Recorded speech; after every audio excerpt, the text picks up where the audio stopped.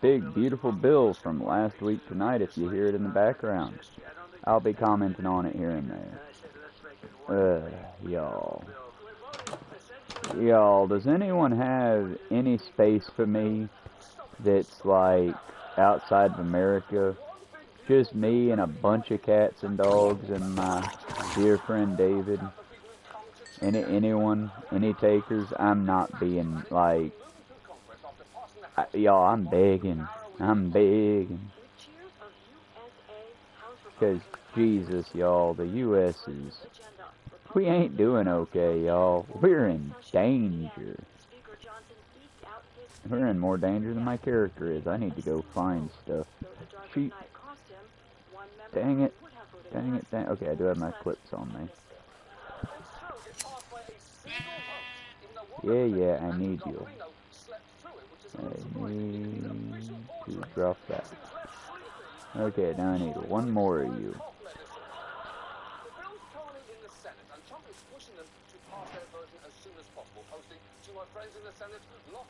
Because, yeah, once we can get a bed together, this will go a lot easier.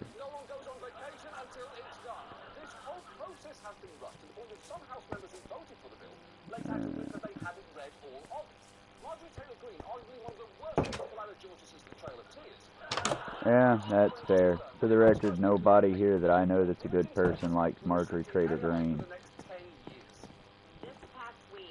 But let's be clear, I am linked into politics, and I do judge people based on who they believe in. Because, you know, some people suck.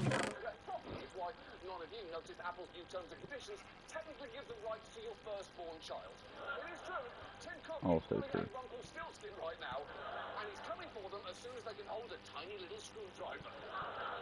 I mean, we're joking, but let me call it right now. Let me put a fine point on this date.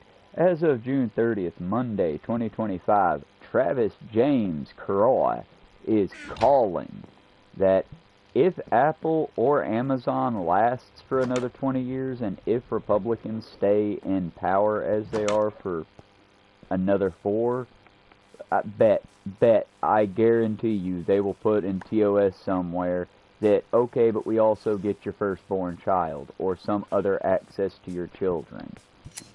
I bet it, y'all. I'm putting a bet down now. We laugh about it.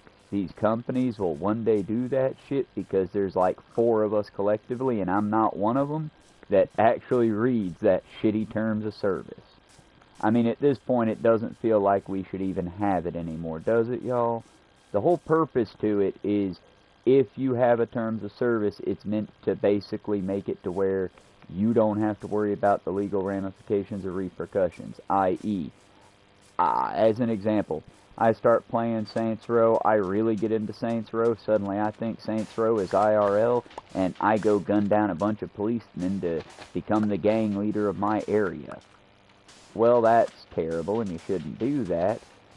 But I couldn't then turn around, or nobody that I know could then turn around and sue Volation or Ubisoft, or I don't think Ubisoft has a hand in it.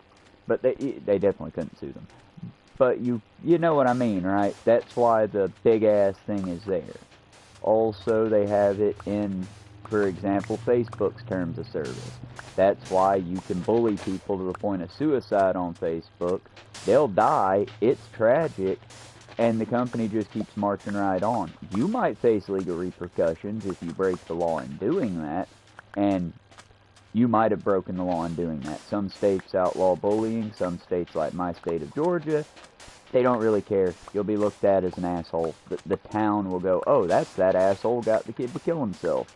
But as far as, like, legal repercussions, unless you directly tell someone how to kill themselves, you won't be bullied, or you won't be, like, punished. You won't face legal litigation. You might face repercussions from that person's oh, isn't that pretty? They've finally done it in Minecraft, y'all. That almost looks as pretty as our sky here. Good for them. But yeah, it's a terrible thing, but it's the truth. It's because we rely on that whole nonsensical idea that, you know, well, you signed up for it, you got on social media, people socialize, some people are dicks. But let's be clear, y'all, there should be laws against that kind of shit. Like, hard, in-place laws. But then again, there should be laws to make sure every Georgian eats. I was bitching and complaining about that yesterday.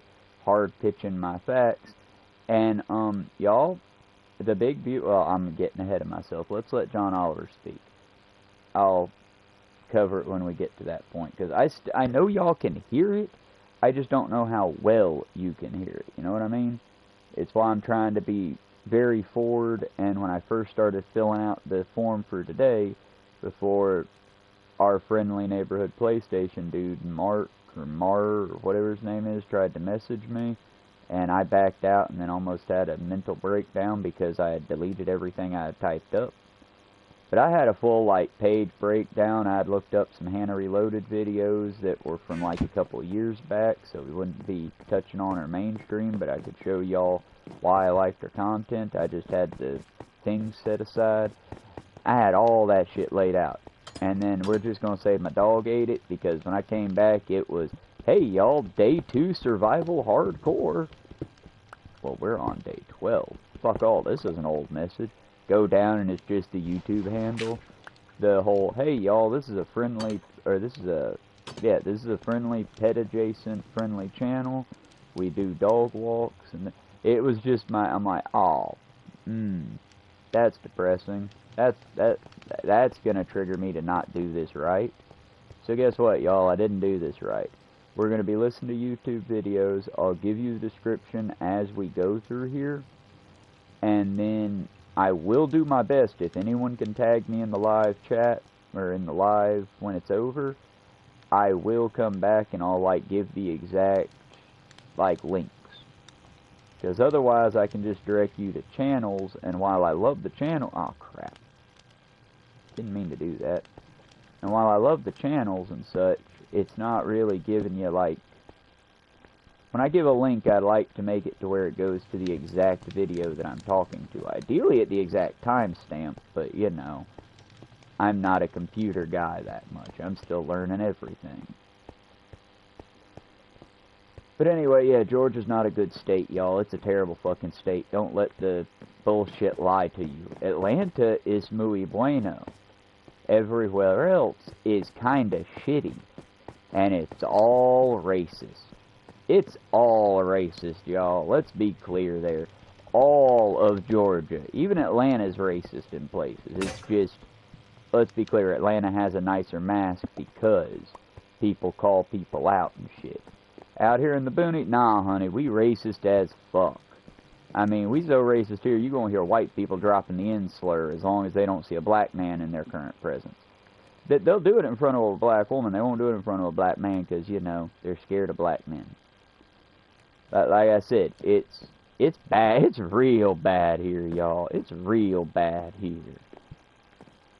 But, you know, if I had an option, I would take an option. Right now, the only option we got is this or nothing. So, we stuck with this. It's like how one of my friends who's been trying desperately to... She doesn't show up to these feeds anyway. It'd be nice if she ever did. She keeps saying she will. Drop a chat if you ever show up, Zoe. But one of my friends and a creator on here that's a really good creator, yeah, she had asked if I'd want to move in with her sometime. And, yeah, I would. Don't get me wrong. I would love to move in with people. I'd love to have a big-ass house with all my friends in it. Especially because it feels like that's what we're going to have to do, y'all, in order to survive. But as far as like, oh, but I want you to move down here to town center area. That's all I'm going to say for that one, because if you don't know Georgia, you have no idea what I'm talking about. If you do know Georgia, I might have given you too much information with that. But, either way, she's like, well, there is a place where you work near here, and I'm like, yeah, but Zoe, you don't get it, hon. Where she works at, it's very cookie-cutter-esque. If you go to one, you've been to them all. Let's be clear. The company I work for, it is a kitchen. It is cookie-cutter. We do not have anything the fuck original about us whatsoever. But, and big but here, my boss goes above and beyond. My secondary boss, Donna, who I've complained about before because she's not perfect, nobody is, but my second boss, Donna, at least will, for example, yesterday, brought up my lunch break 3 times to make sure, hey Travis, I know you overwork and you often forget to take a break. You kind of need to take a break, man. You get fainty when you don't take a break. She cares enough about me to stop what I'm doing. And even when apparently front of house was having a whole ass issue yesterday, took the time to be like, hey bud, make sure you get something to eat and you actually sit down for like a few minutes today. So I appreciate her. To be clear, there are other restaurants with other managers who just would not give a shit. And by saying they don't give a shit, they've got old workers, young workers, workers in between. There's one store where there is a young man younger than me who most of his day, he just has a mini television out in the prep area and does nothing. Does not make food, does not do. He will do the bare minimum prep and that is it. And he's not a prep person, he's a cook. I'm a prep person. If I want to hang out in the back and do shit for dick other than get all the food prepped, that's all I have to do by my job description. I do the other things because I care about the team. And as long as it's a team of people I care about, I will go above and beyond. I'll run buckets ice up front. I'll do dishes. I'll do the cooking while other people run to the bathroom every 3 minutes for... Guys, seriously, take a fucking break. Get your phone out. Play with your fucking bullshit right there. We've got one goddamn bathroom. And if I almost piss myself again because you bitches are on there checking your fucking Facebook, we gonna fight. We gonna throw fucking hands. Guys, I don't know why it is. Maybe it's the American culture of there's a camera everywhere but the bathroom. But seriously, it's stupid. Oh, I want to take a 5-minute break but don't want to get looked at like a lazy piece of shit. So I'm going to go sit down in the one fucking bathroom the store has and play on fucking Facebook for 20 minutes. I'm sorry, I lost my cool. I'm sorry, y'all, it's... These people, y'all. These motherfuckers. And for the record, yeah, I'm upset with the employees who do that shit. I'm also upset with the company that runs a kitchen of like... 1 second, I'm doing the math here. 2 bosses. If we run according to specs, 2 bosses, 3 front of house, 3 back of house, and a prep person. We're in a small kitchen of 9 people. We have a bathroom that's smaller than a porta-john. And there is no sink or cleaning thing in the bathroom. That's right outside the door. And yes, if you come out of that bathroom in an attitude, you might hit a person. So never have an attitude coming out the bathroom. Just open the door gently and slowly. But yeah, y'all, it's ridiculous. Either way. Sorry for that tirade. It lives in my head a bit, y'all. Not gonna lie. It pisses me off a little bit. As a culture, Americans seem to think that the bathroom is the only and one sacred place where no one will fuck with you. Unless you're trans, in which case everyone will fuck with you because they think your genitals are their business.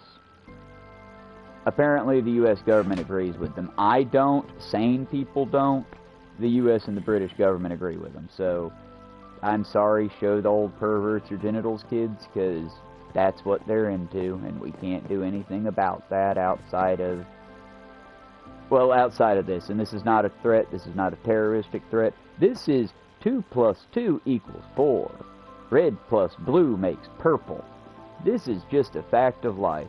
If I go into a bathroom to perform my everyday function, and I see anyone, cop, officer, rando on the street, demanding a child show them their genitals, I'm going to smash your head into the wall.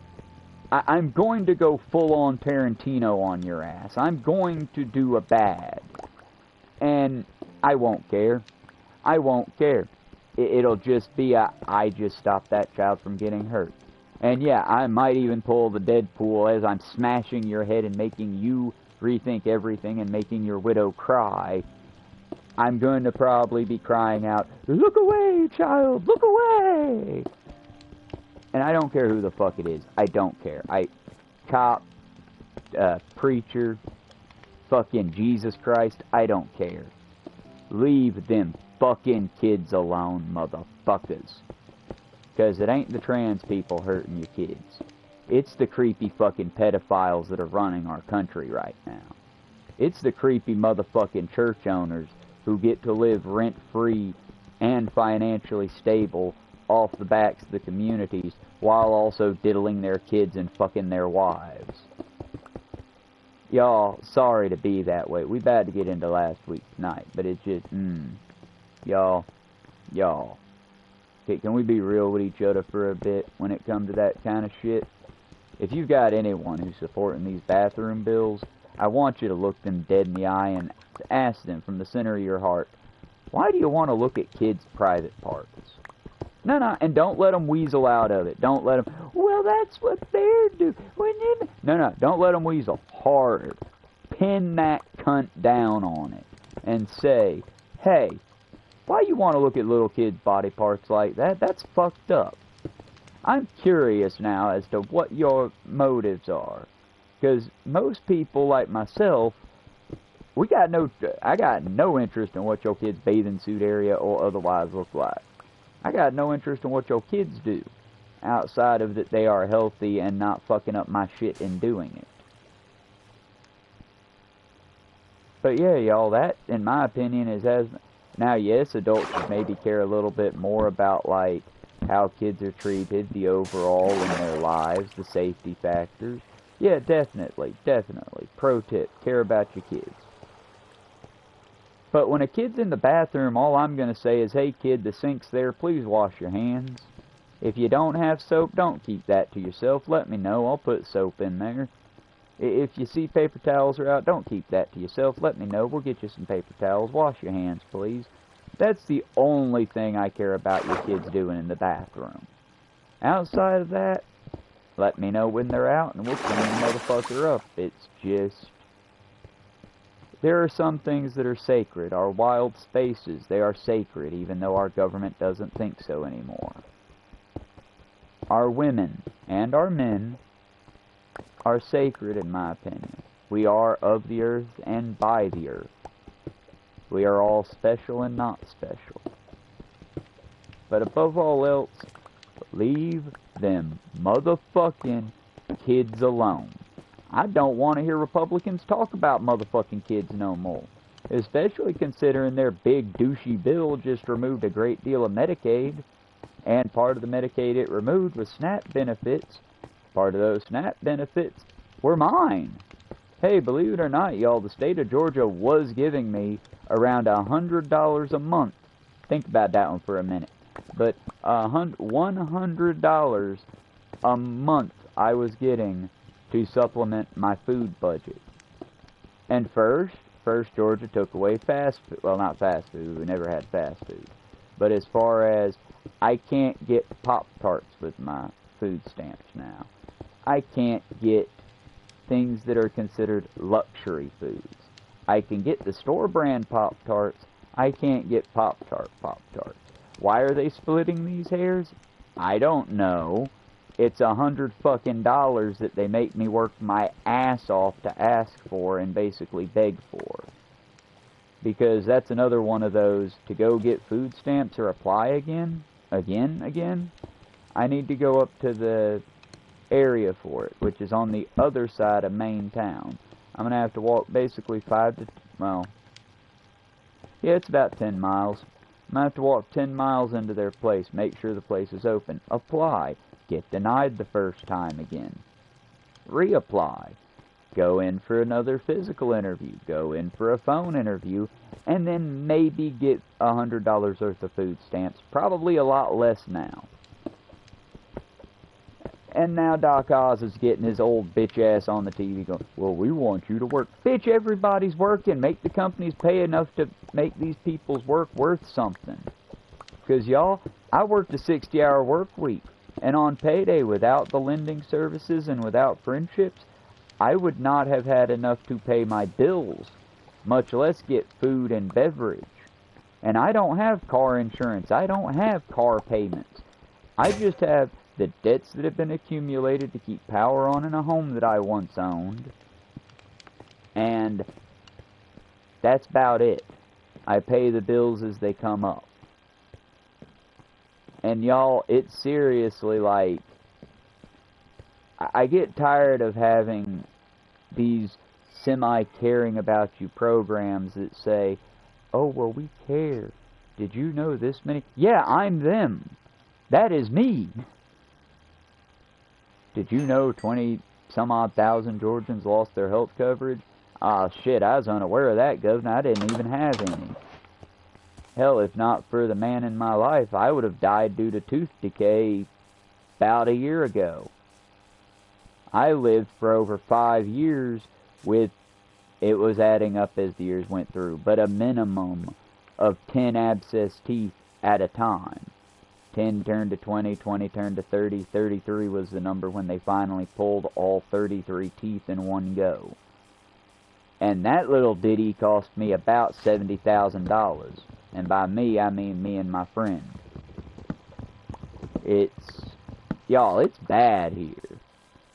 And yeah, for a government representative to give a poncy little video about, oh, I'm sorry, my constituents.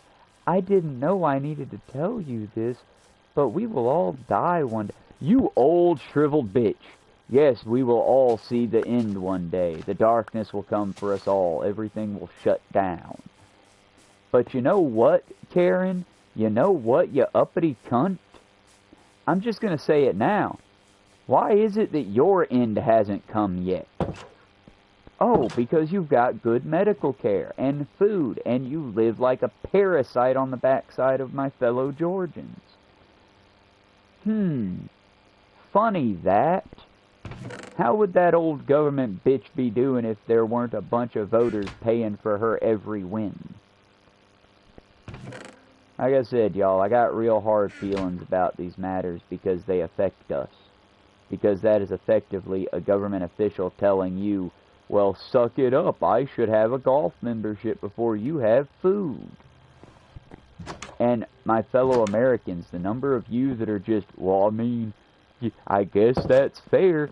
Yeah, you suck. Honestly, pout at me more, ham. Every time you walk out of there looking sad, I smile a little. Because I know you're the type of bitch that would hurt people for fun. Because I know that all the pain we're going through right now, there are people you can blame for it. It's called anyone that voted for goddamn Trump. Yeah, y'all. And yes, I will also tell you, if you can make a bridge, because this is exactly what the Trump administration wanted. They wanted us to go after the dipshits and the hillbillies that don't know how to fucking read. They wanted us to fight with each other because, and I'm not shitting you, there are still people that are, well, I mean, oh shit, that's a witch. Well, I mean, it is making America great, right? And my fellow Americans, when I tell you, I want to tell you to do things to them that are so against terms of service, but I can't. So I will say, give them the touch of God. Just slight tap right on the head and go, the fuck's wrong with you? Just a little touch. Nah, don't touch people, y'all. That's wrong. I'm just saying. God damn, y'all. I'm just saying. Let's build this lovely aquarium-like structure if I can do it and get my head on straight enough to do it. Oh, god damn it. But let's get last week tonight going and on to the next subject that's just eating away at my fucking heartstrings. About two-thirds of the public say they've heard little or nothing about it. When they do, they don't like it. As polls show, those who've heard a great deal or good amount about it oppose it by a roughly 2-to-1 margin. Oh yeah, most people are against this bill. Like, hands down, the only people for this bill are those rich Nepo babies that are going to make money, because while we're getting this, the rich are getting the greatest tax cuts that they have ever seen in their life. There's a reason Elon Musk got on stage and showed bottom belly to all of America. Because he was that excited that he got his king in. But yeah, y'all. Also, just letting you know, I did pre-watch this up to, like, the last joke. I haven't seen the last 10 minutes of it. Some Senate Republicans will admit that not all their closets are thrilled about the bill's contents.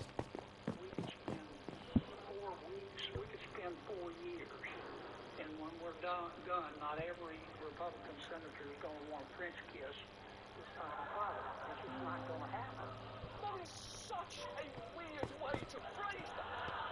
Why would you force us all to imagine lawmakers tonguing a stack of paper?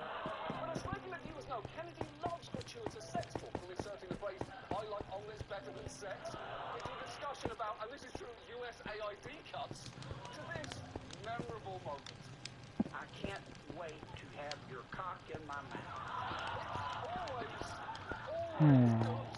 And it is important to remember that in the records of Congress, there is an answer to the question, what if Thoughtful Leghorn was a power bottom? And look, as a taping, the bill still needs to clear the Senate and then go back to the House, and things are still coming in and out of it. But the broad contours are clear. It is a massive upward, accompanied by gigantic cuts to critical programs for the most vulnerable. So given that, tonight, let's talk about the one big bill, what it contains and what it will actually do. Let's start with what it talks about this bill. The main thing he emphasises is that it will extend the tax cuts Republicans passed in 2017 and add some more, which he claims will be good for everyone.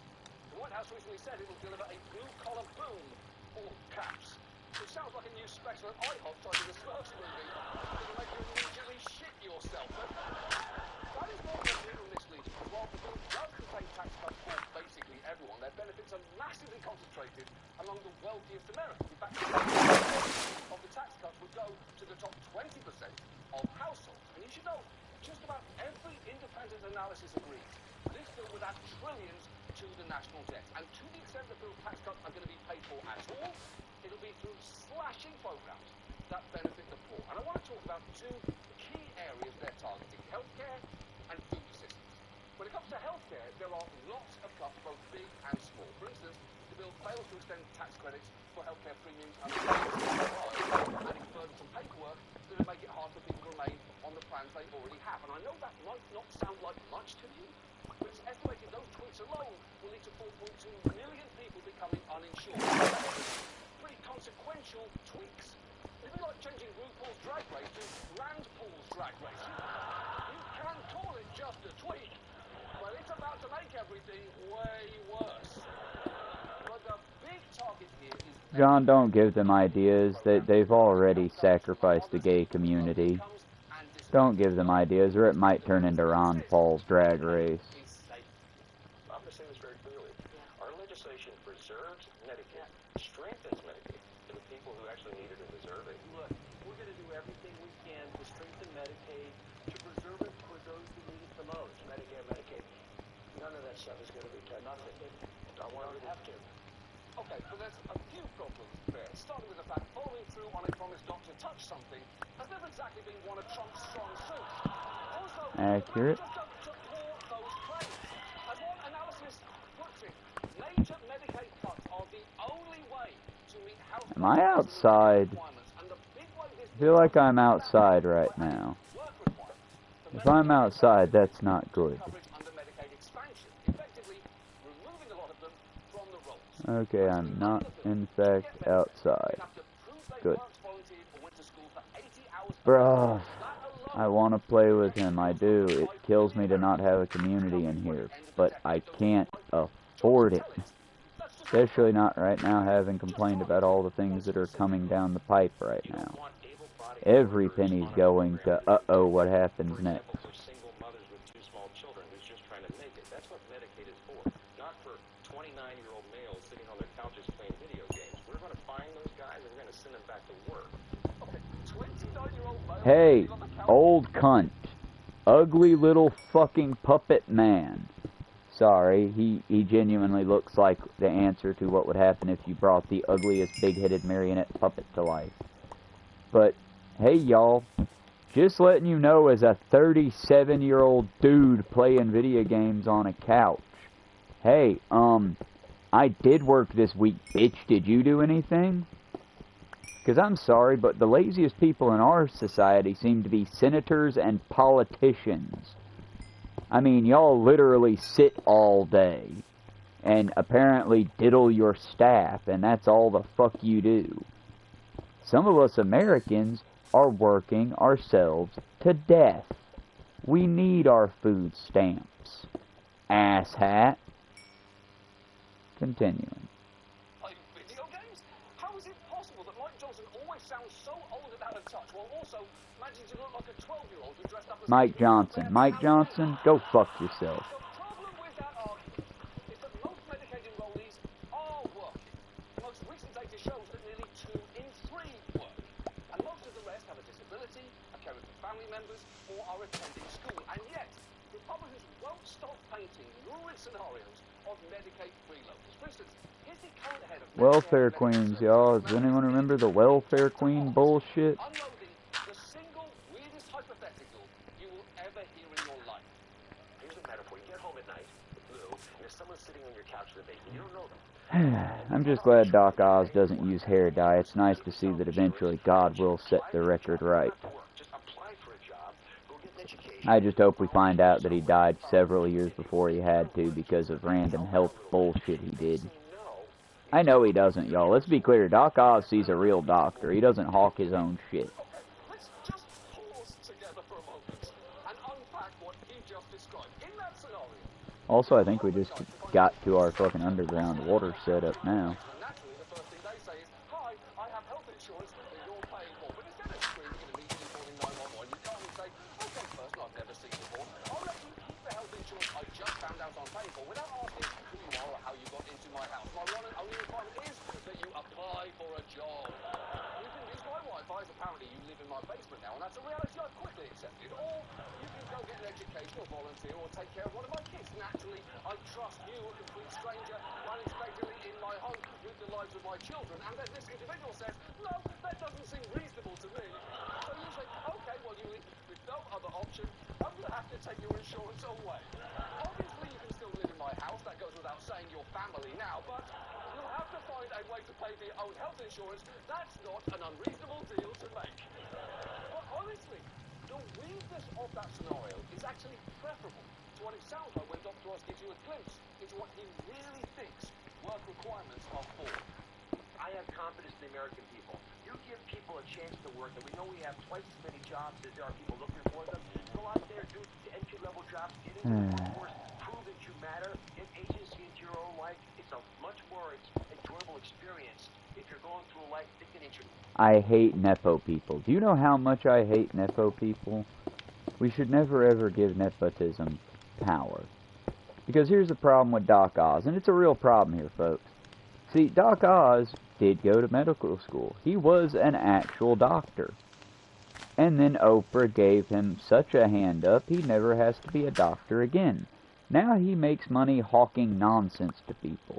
So in his mind, he does think it's just as easy as, oh, here's what you do. You find a wealthy friend, and then you mooch off of them for a while. And then once you've worked in a company for, say, a year, or 2, or 3, or 5, that company will suddenly care more about you.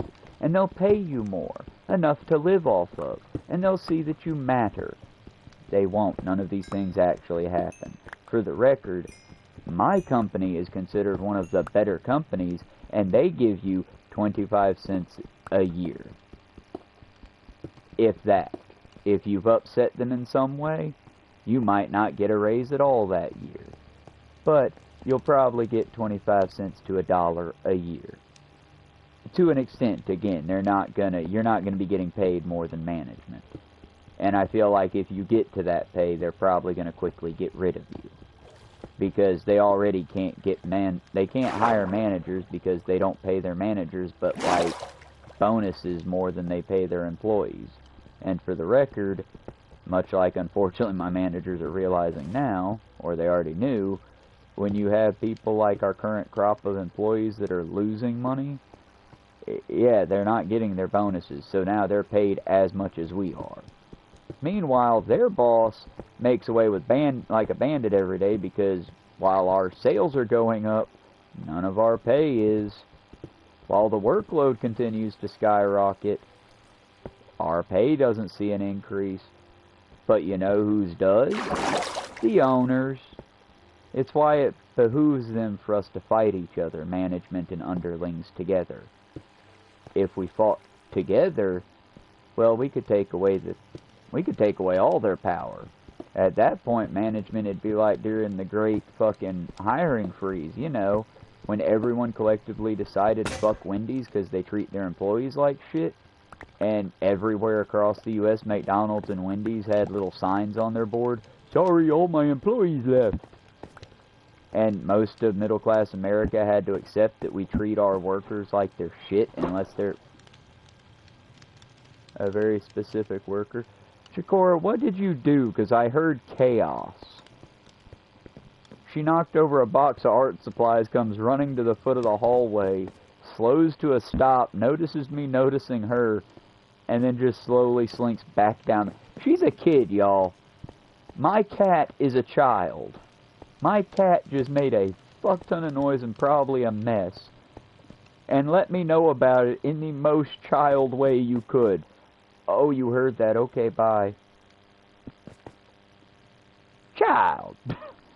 Give me a second, y'all. I'm gonna put you here with John Oliver for a minute. I know, please don't report my video.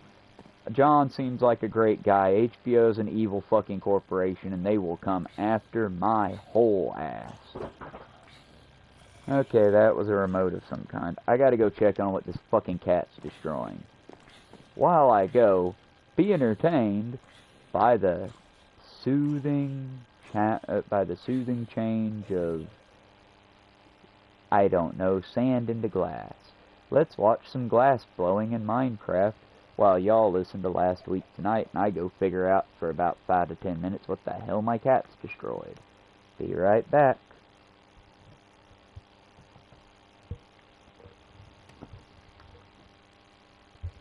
Control your destiny, and you'll get better insurance at the same time.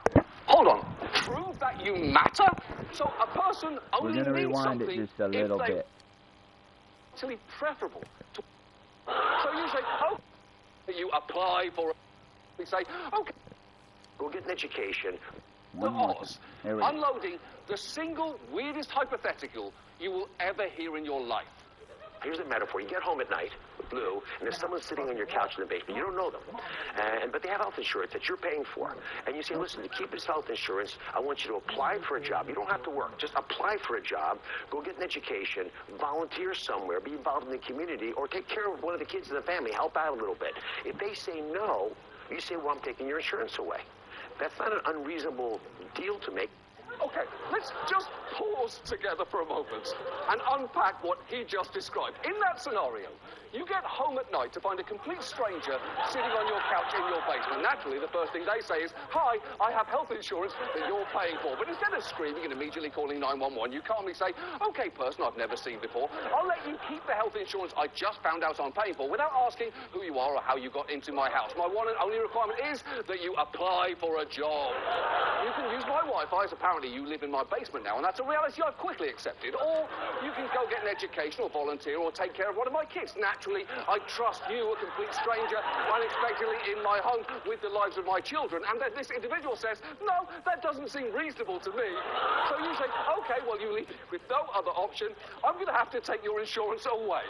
Obviously, you can still live in my house. That goes without saying, your family now. But you'll have to find a way to pay for your own health insurance. That's not an unreasonable deal to make."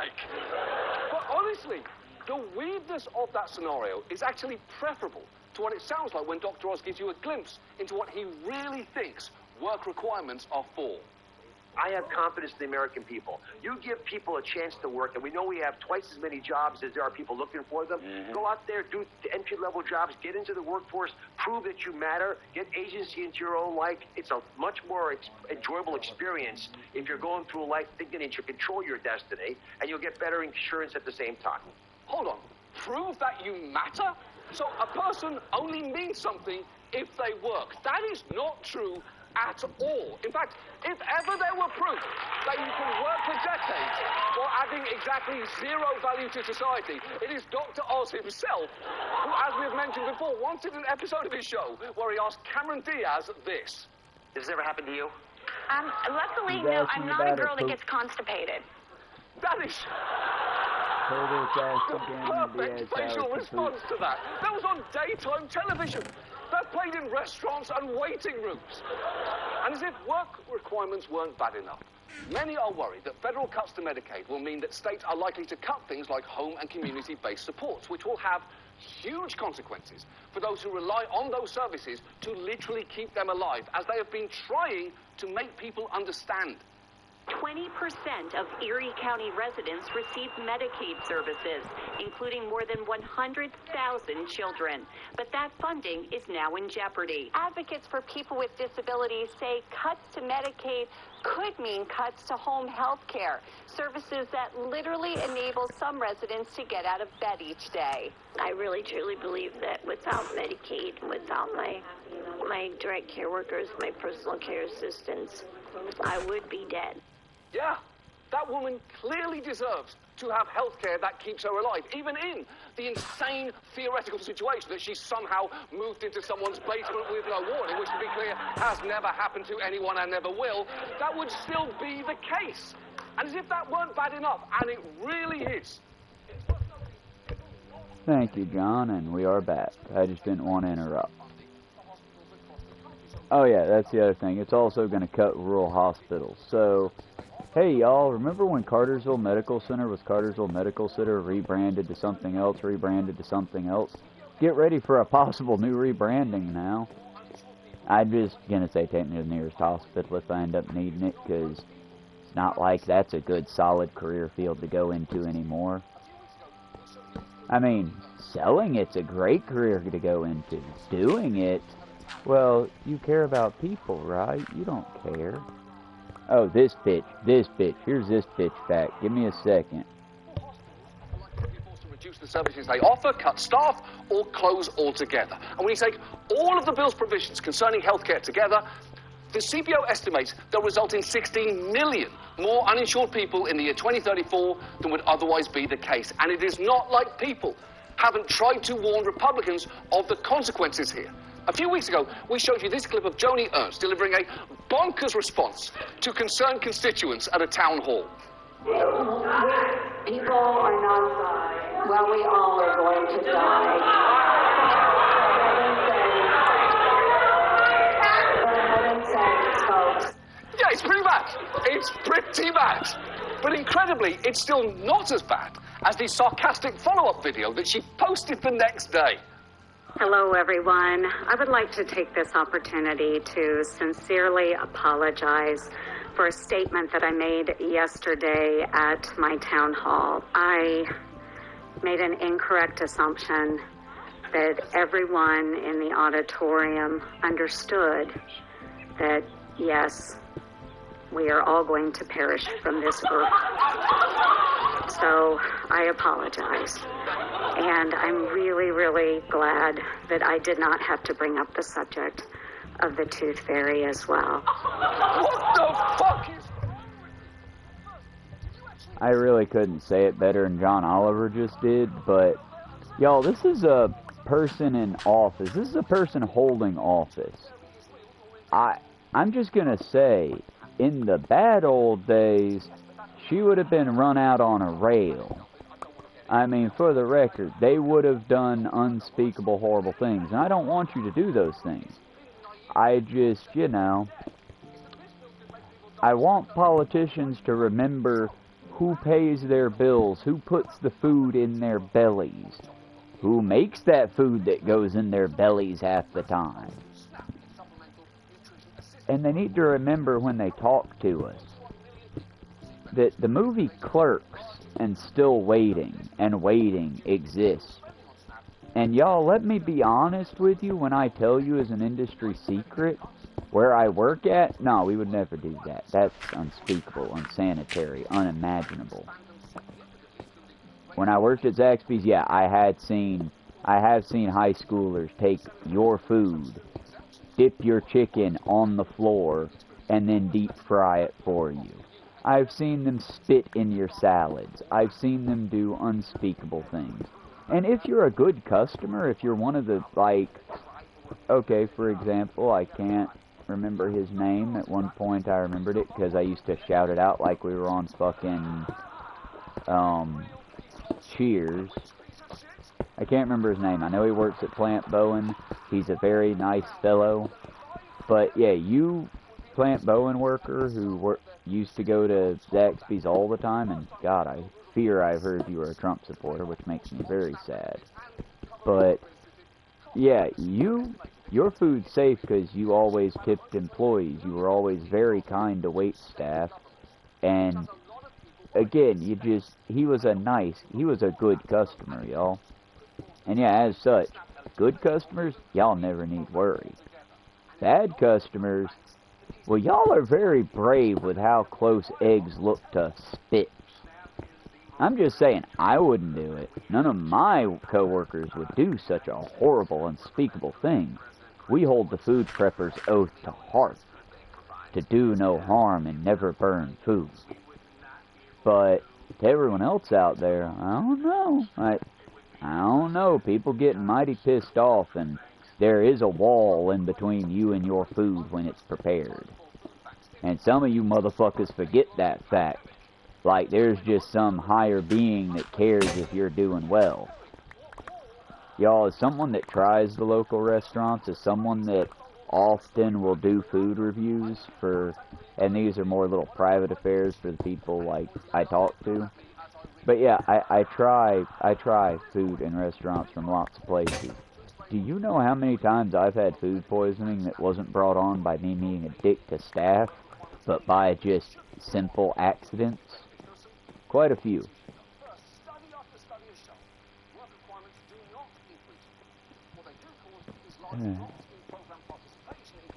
Which is the plan, not a bug. For the record, what John Oliver just went over was the fact that statistically, making people work for their benefits does not, it doesn't help the beneficial program at all, and all it results in is more people dropping out and not getting help. Which, when it comes to government aid, especially in health matters, yeah, y'all, that's a huge deal. That's very no bueno. Because, again, it behooves us all to have a healthy population. Because, again, do you know how many times I've worked with people that were sick, that probably had a running fever, and just they didn't report it because, fuck the customers, I have to have my paycheck. So they made your food with strep throat, or they made your food with a side of tuberculosis. And you ate it right up, yum, yum, yum, because you don't fucking even notice. Because most of you fucking guinea pigs don't fucking think. You just chow down. And those of you that do think never actually put any hard thought into it. We had a customer the other day come back bitching because, well, my sausage gravy didn't have enough sausage in it. Y'all, I had made that shit special as far as it was at the end of the day, so I didn't have sausage gravy made. What I did was I took 5 of the big round pieces of the cut sausage, had my gloves on and all that, took 5 fucking pieces, busted his biscuit open, ground the sausage in between my hands with the gloves on to bust it up real good, and I topped it off with fresh, not sausage gravy.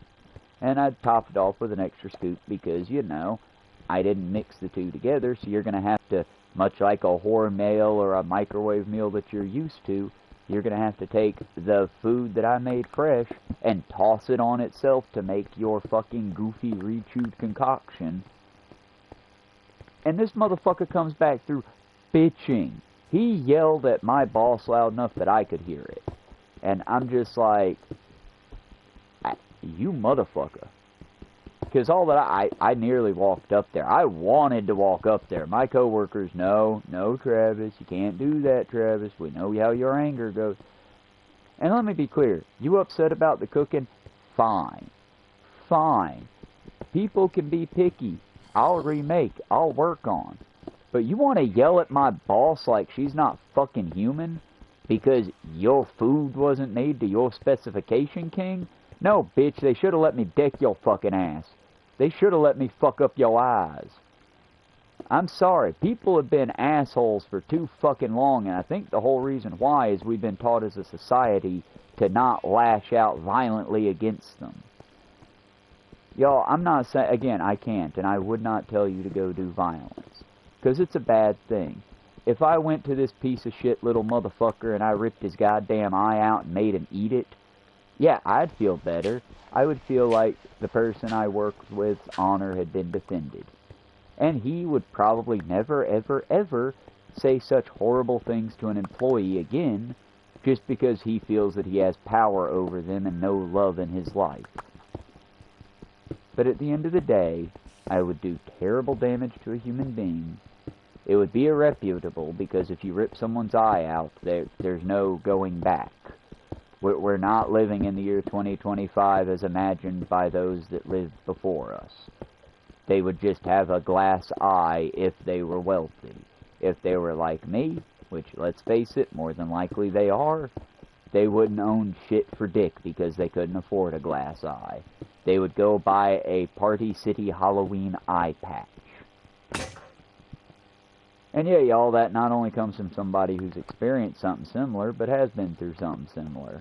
My meth head uncle once brought his meth head girlfriend over, and he was having some kind of a seizure, probably due to the drugs in his system, but I didn't know. I thought he was stroking out.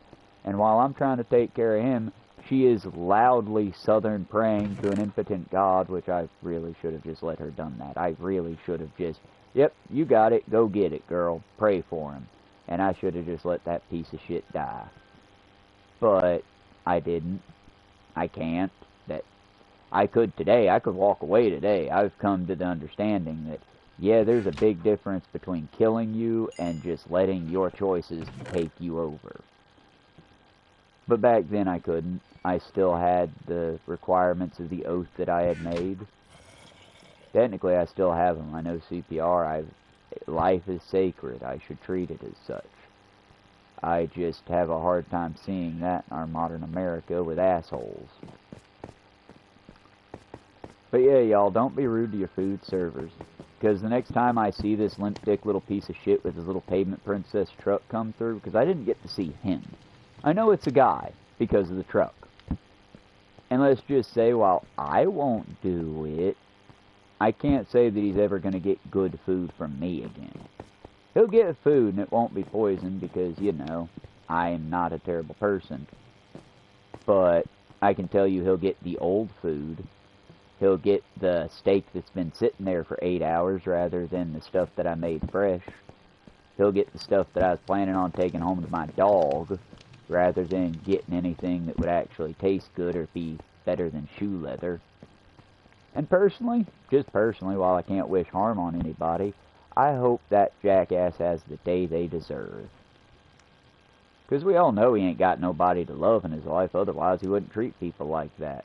People that treat people as terribly as some of these people treat waitstaff, the whole reason they do that is because they're impotent. And by that I don't mean their dick doesn't work, even though, let's be clear, Elon Musk's dick does not work. But no, I mean, they're impotent emotionally.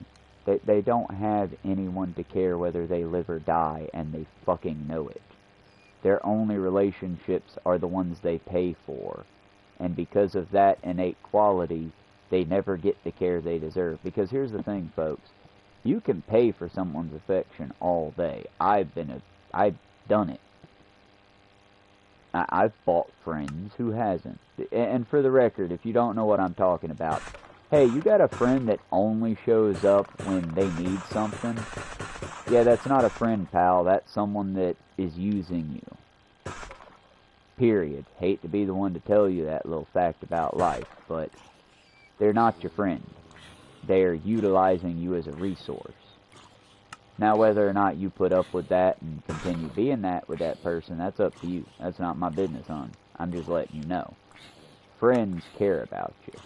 For the record, the reason that I tried my best, although I just sort of flopped on the couch yesterday and then died for the evening, I did my best to do my cleanup. Not because David pays the majority of the bills, not because he basically takes care of me as an older family member would, but because he is my friend, and I do want to know that he's okay. And above all else, I don't want him to live in an unhealthy or unhappy situation. And For the record, if a cat shits on your floor and you can't get it up, yeah, it's kind of an unhappy, unhealthy situation. So it's like, so I got it up, but I couldn't do the litter boxes. That's going to be just as soon as this string's over. And I felt terrible about it. I'm going to finish it today. But, again, that's because I care about him. If he asks for something, if I can do it, I try my best to do it because he's my friend and I know that the feeling would be replicated. It's mutual, you know? And that's sort of how we need to be as people, because I'm sorry, Gens behind me, y'all kind of suck. It's not your fault. I'm not, like, adding you. I'm not saying, oh, all of Gen Z, ha, ha, ha, let's all point and laugh. No, no, no. I'm not. No. No, no. Hard stop on that shit. I'm pointing out, y'all really got a burden to overcome as far as, like, you've been taught bad. You've been taught real bad on what friendships are, on how you should treat each other, the whole boss bitch aesthetic, which again, I'm not saying, ladies, be bosses, be your own bosses. You don't need no man to do shit. I'm not saying it like that. I'm saying to be kind to the people in your life. For the record, I'm not saying toss that desperate man in your life a handy. What I'm saying is don't be a bitch to them just for the sake of being a bitch. Like, again, healthy ground rules. People should have healthy ground rules. But, I mean, the number of ladies that I know, and some gay men that I know, looking directly at you, Alan, who have a boyfriend of sorts. Well, I guess his boyfriend would be the case there. But it's like, be happy, you know what I mean? It's the whole well, I guess 90s too. The whole 60s to 90s trope of, oh, my wife, am I right, guys? I hate this bitch. Why did that become a thing? Guys, if you dislike each other, divorce, go your separate ways. Stop hanging out. I mean, seriously, I'm not saying, oh, we had a minor tiff, so let's never speak again. No, no. But, for example, oh, I'm a humanist. I care about all the human race and all people, and I think that everyone should be taken care of.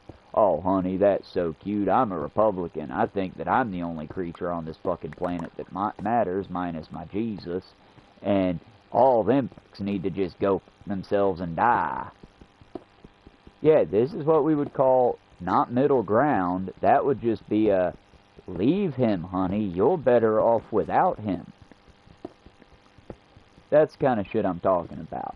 If you're with somebody that abuses you, cut that shit right the fuck out.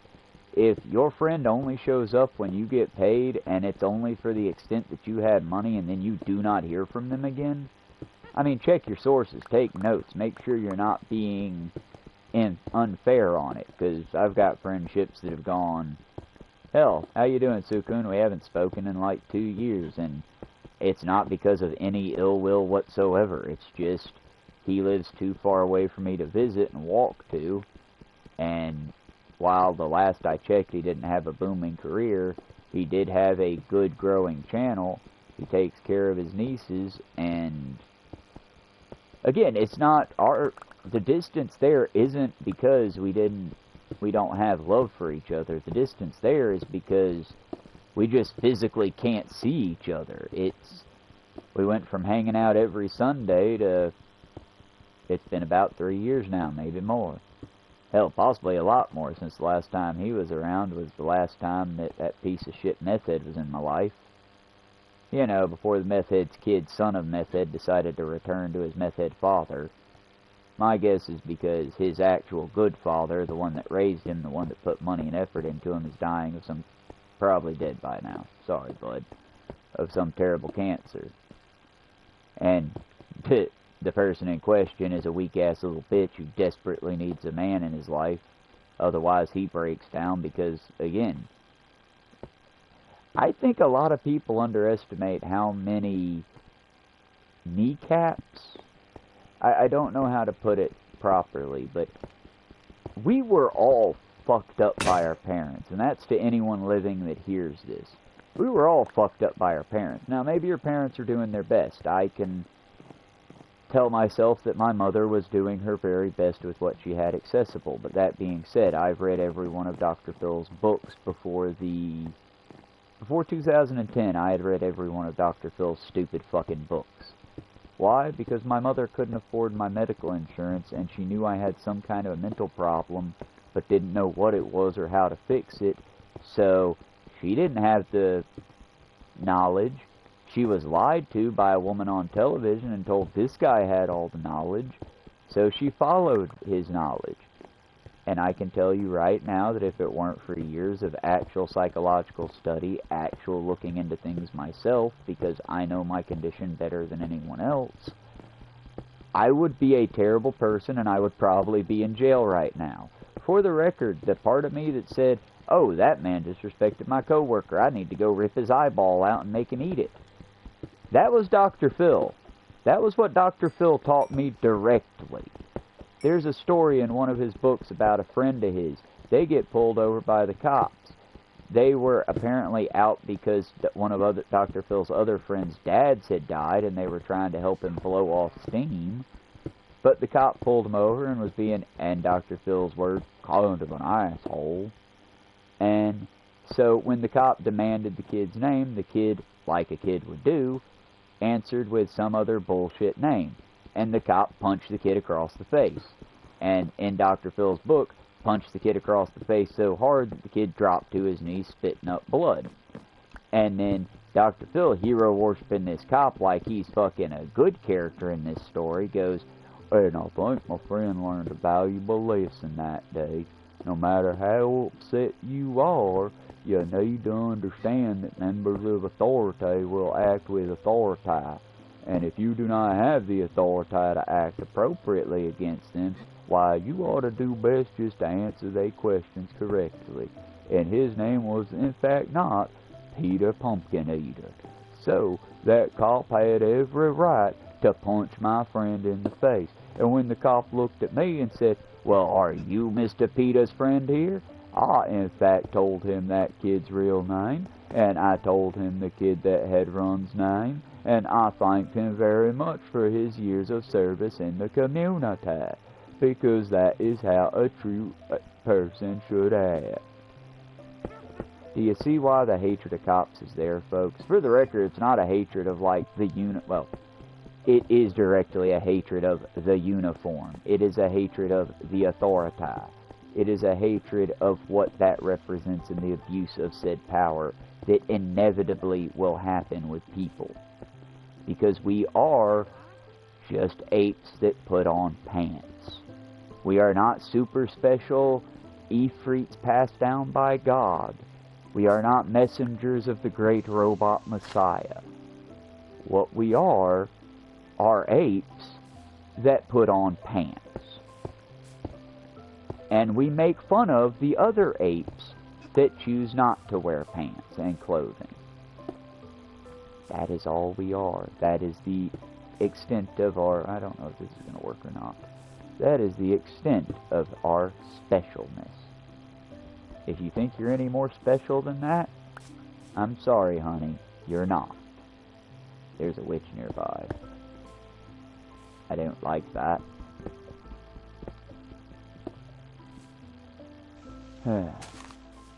Like I said, y'all, I hate to make Minecraft my big dramatic stream, but hell, who knows, maybe this will get me the viewers.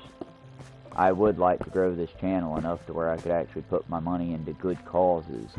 Be a Mr. Beast, but not be a total evil bastard about it, you know? Because, I mean, with funding, I could do a lot of good. With funding, we could get real community projects going. We could get real shit going. Food banks that are just that. Hey, you're hungry? We have food. Come get food.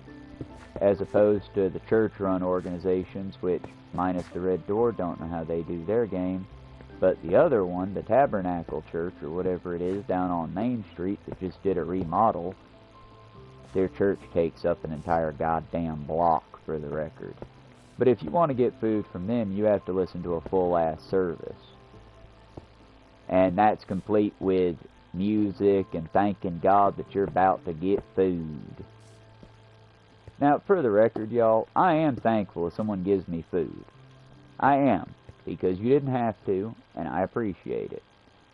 But if you want me to, you know, drop to my knees and sing the praises, maybe it should be really good food, not the days-old expired bread from all of your corporate sponsors, you know? Because I shit you not, the one time when I was living with that lazy piece of shit meth head, and my dad was still alive, but meth head spent all of his check on meth, and I was unaware. I was told that he spent all of his check on bills, because I had left the light on when I tried to go to work the day before, and by go to work I mean go to collect aluminum cans. Either way, I had wasted all Dad's money, so I needed to find a way to get food for Dad, otherwise he was going to starve and get taken away by the state. So I took a hiking pack that I had hiked down to Georgia with, and I hiked all the way to Main Street where the Tabernacle Church was to get a roach infestation in my house. But we got free food from them, and I hiked home with it. A couple times, even church members gave me a ride home.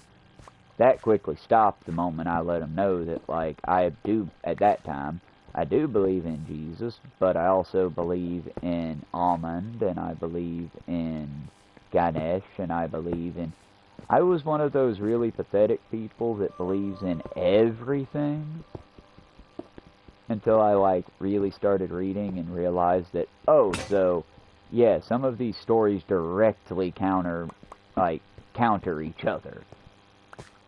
Like I said, y'all, I'm not special. I wasn't dropped here with secret knowledge. Nobody was. If they're telling you that, they're lying to you. What I am is the same as you, a person with limited resources doing their very best with what we've got. And much like you, I'm telling you right now, we're all in this together, y'all. It's just we're all very differently equipped. And we need to stick together. But let's go ahead and finish out. We're on the hour now. Let's go ahead and finish out last week tonight. I'll finish up my coffee. And we'll finish up Minecraft. Administrative burden. Basically, all the obstacles between someone and a program they're qualified to receive, from paperwork to interviews to regular check-ins and recertifications, which can wind up kicking them off. This happens much more than you think. One survey of people who were eligible for but not participating in SNAP found that 40% were deterred by the paperwork involved, and another 37% noted the application was too time-consuming given their family and work responsibilities. And SNAP's administrative burdens have meant that even those who do keep trying can still wind up going without, as this couple with 5 children learned during the pandemic. For a family of 7 to qualify, their income needs to be under $52,000. What's your best estimate of your yearly income now? It's like 20,000 or under. For the two of you, that's combined. That's combined. Combined. You've applied for the SNAP program. We've been denied several times. It said that I need to turn in verifications of AWM. Oh yeah, y'all, get this thing made for Minecraft, because it makes a huge difference. Would have only had 22 of these. Now I have 60. And some stairs. I have no idea how I get the last company I worked for on the phone either. AT&T.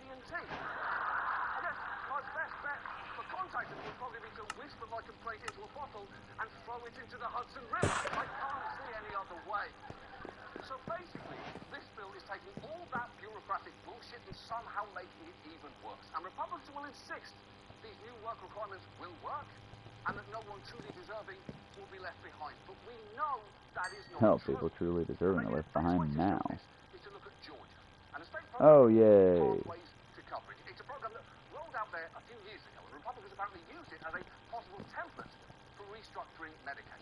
Pathways offers health insurance with work requirements, and it launched with testimonials from people like this man who owns an auto repair shop. Became a member of Pathways in the last year. Pathways is a great program that offers insurance to low-income and working professionals such as myself. But I highly recommend it because, again, it offers that avenue to you for you to have health insurance where you otherwise would not. Now, on its face, that sounds good. A working man and playing Halo, so folks will presumably think he's a good candidate for health insurance. It's no wonder he became the de facto face of the program. Unfortunately, quickly became clear Pathways had significant problems, particularly regarding how its work requirement was getting administered. People 50 and older had an especially hard time proving they met the requirements, which forced them to provide paperwork verifying their work status every single month.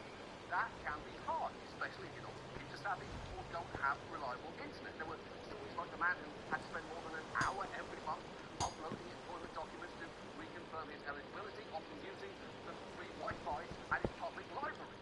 And this director of a clinic for low-income patients reported that none of her patients had enrolled. And she wasn't surprised. The qualifications are just easy.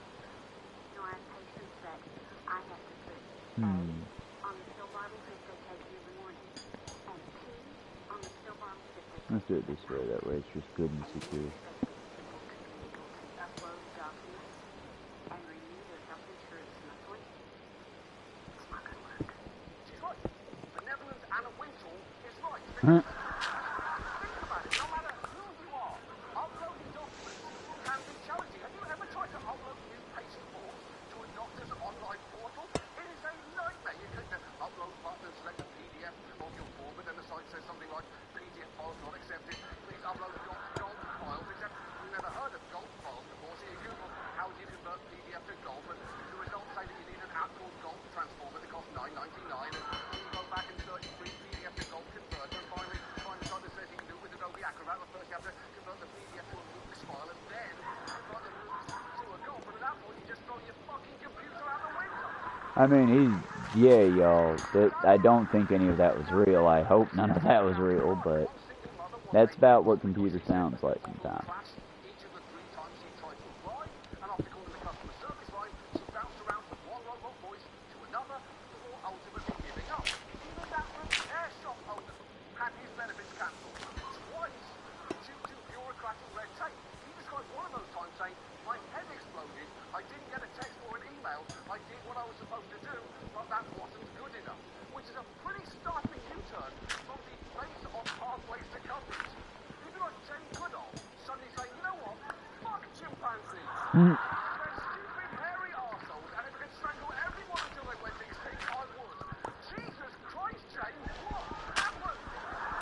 Yeah, I kind of feel that way about Republicans, though. By the end of last year, the Pathways program cost federal and state taxpayers more than $86 million, 3/4 of which had gone to consultants. And 18 months into the program, a mere 6,500 participants had enrolled. And remember, that's the program Republicans apparently modeled their new Medicaid policy on. So if that's what Oh, we're fucked. We're fucked. fucking terrifying. Y'all, if Pathways to Success, y'all, if Georgia Pathways is the method they used, as a Georgian, I can tell you, we are fucked. Y'all, they had Georgia Pathways in every single Goodwill, every single place that does work requirements or work help. They had it. It failed so spectacularly, there's a reason I just giggled a little about it. Y'all, if this is what oh my God, y'all, if this is what the U.S. is going to use, we are fucked. We're not cooked. We are fucked. Let's let John finish, because now I need to restructure and replan everything in my life. We got like 3 minutes. We can make it. Power through. That's a misnomer. You should really think of it as a paperwork requirement. And look, I would say that eligible people losing coverage is an unintended consequence.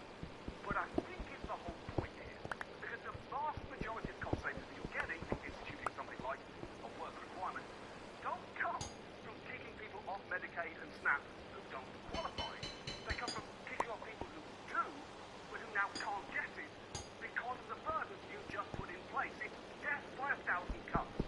And the true hypocrisy is, it is not like Republicans aren't up in arms about administrative burdens in other contexts, because when it comes to regulations on businesses, they just never shut the fuck up about it. Huh? I was tired of hearing small businesses say we can hardly make it because of the stack of paper we have to fill out. Every hour spent on paperwork is an hour not spent on growing their business. This paperwork and red tape will bury workers and businesses trying to make a living. Small businesses continuously list Washington red tape Huh?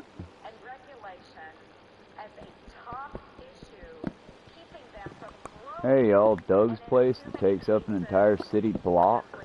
That's a small business according to these dipshits. Now, whether you like Doug's place or not, I'm not making fun of the restaurant. I'm saying that's not a fucking small business. That's a small business like Shaq's a small man.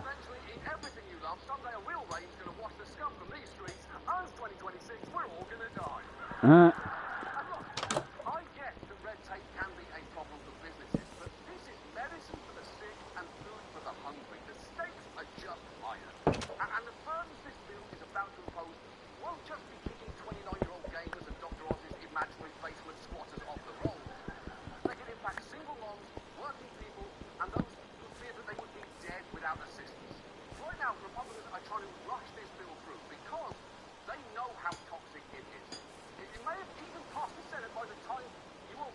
And while I know there is a lot going on right now, it is worth paying attention to this bill, because if it becomes law, we're going to be looking back on it decades from now, the same way we look back at all the destructive shit that Reagan did. And when that happens, Republicans cannot say they didn't know what was in it, or what it would do. Anyone who votes for this should be held accountable, or to put it in terms that John Kennedy can understand. If you're going to vote for this bill, you better French kiss it. Hell, you might as well put its whole cock in your mouth. You're not going to be married to it for the rest of your fucking life.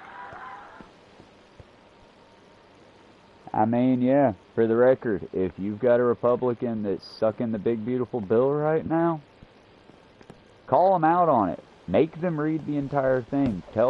Make them tell you which grandmas they want to die, because that is directly what they're voting for here. And when they try to bring up some basement-dwelling kid, point out, okay, so what Call of Duty kid deserves to die? Because, y'all, for real though, this is going to get people killed. And of course Republicans don't care. When have they ever cared about getting innocent people killed? Hello, we still got motherfuckers running around saying Vietnam was a good idea. And again, we support our veterans here. We hate our military-industrial complex. But let me be absolutely clear with that messaging. If you serve this country, I pity you. I feel bad for you, son. But no, I do not respect you because of the service. I respect why you might have gone into it or been tricked into it. But nah, y'all, I do not respect the military-industrial complex at all.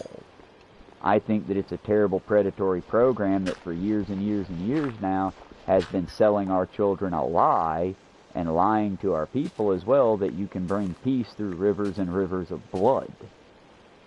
No, I am anti-military, sir. But I do feel very bad for anyone that was tricked and that has been basically grafted into those services. Let me be clear, I'm not anti-soldier here. I am anti-military.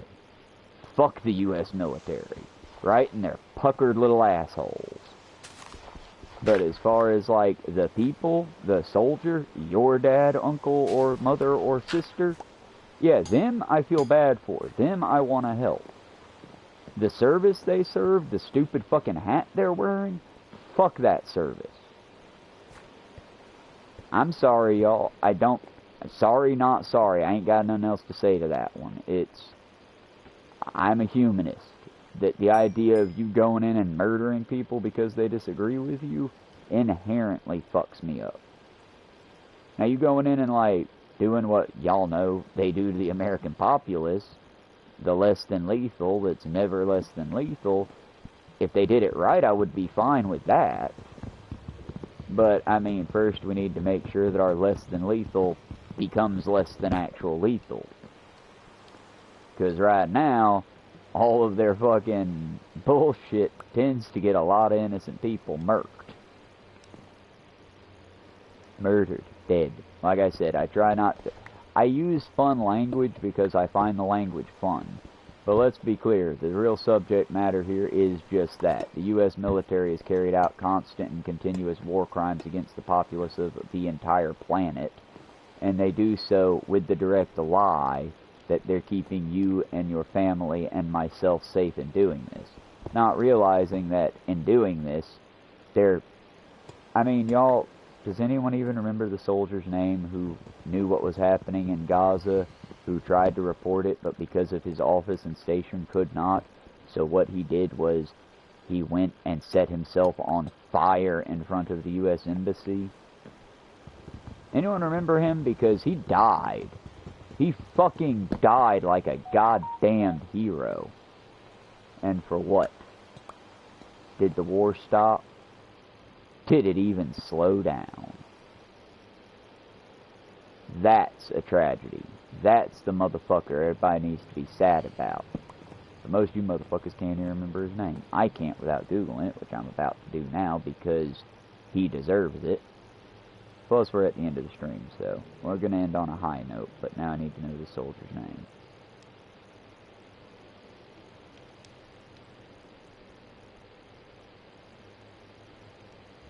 Alright, give me a minute. Actually, I'll do it in the best, most dramaticest way I know how, because I have them on a playlist. Let's see, where is my playlist? Because it's not my dance list.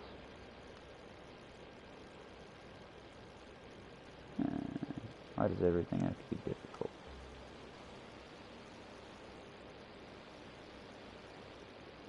Wow, apparently I have not...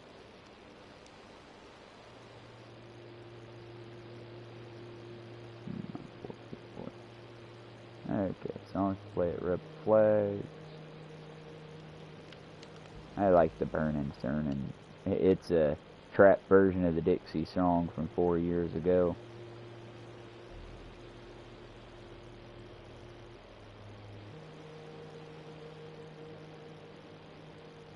Oh. That's weird. My playlist got cut. Shite. Well, I guess I'll have to look up the fellow's name. I was going to play the ballad of him, but as I can't remember the singer's name...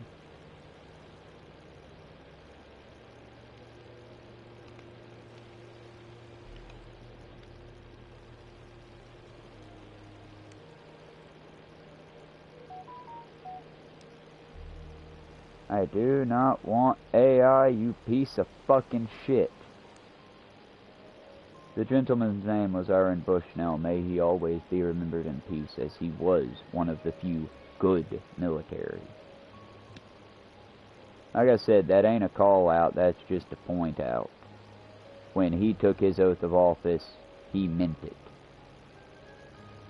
And while I would never want anyone else to follow in his footsteps, I know he meant it.